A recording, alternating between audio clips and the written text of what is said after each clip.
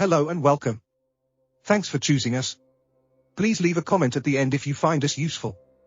Authored by John Irving and first published in 1989, A Prayer for Owen Meany is a coming-of-age novel set in New Hampshire in the 1950s and 60s.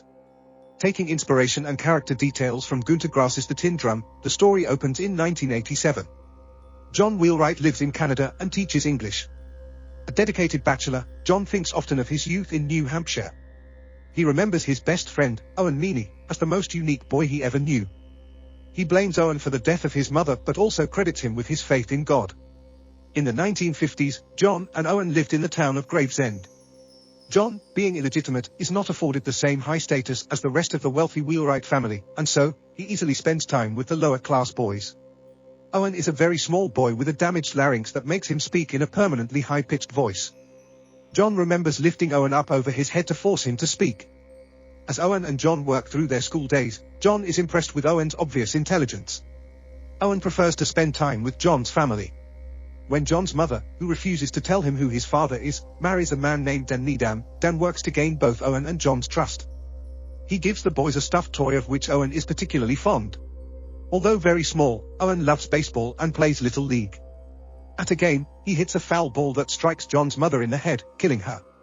Dan helps the boys remain friends despite this tragedy, and Owen tells John he is convinced that he is God's instrument. Owen participates in a school production of A Christmas Carol and believes he sees his own name and date of death on Ebenezer Scrooge's gravestone. As the boys age, Owen becomes a respected member of the school community, writing a popular column for the school newspaper, and dating a much older girl, John's cousin Hester. At Owen's insistence, John and Owen spend a lot of time practicing a basketball trick play in which John lifts Owen over his head to dunk the ball, an illegal maneuver they call the shot. Owen is doing well academically and is offered full scholarships to Yale and Harvard. Owen is expelled from school because of his sarcastic attitude towards the headmaster. He enters the ROTC program at the University of New Hampshire, meaning he will go on active duty in Vietnam when he graduates. John and Hester both oppose the war and are horrified. Owen helps John evade the draft by injuring his hand.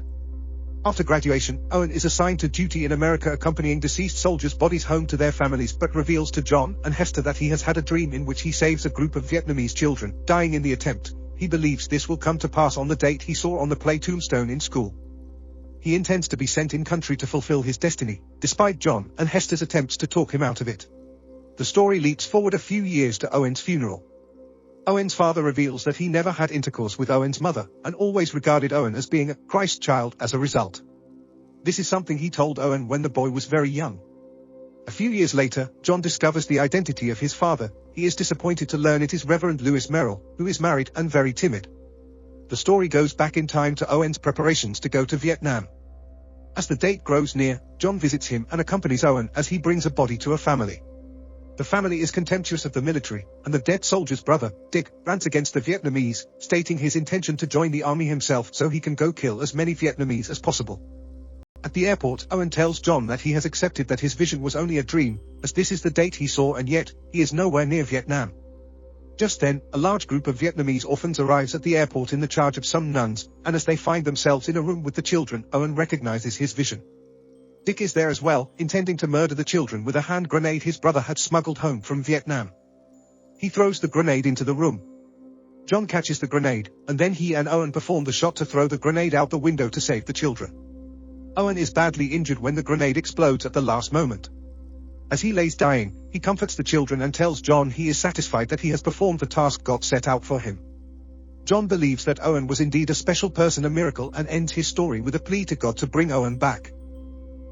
Check out our playlist links at the end of this video for similar great reading ideas. In the description below you'll find links to the book and also a free trial with Audible, who have the world's largest collection of audiobooks. Thanks for watching. Please don't forget to hit that like and subscribe button.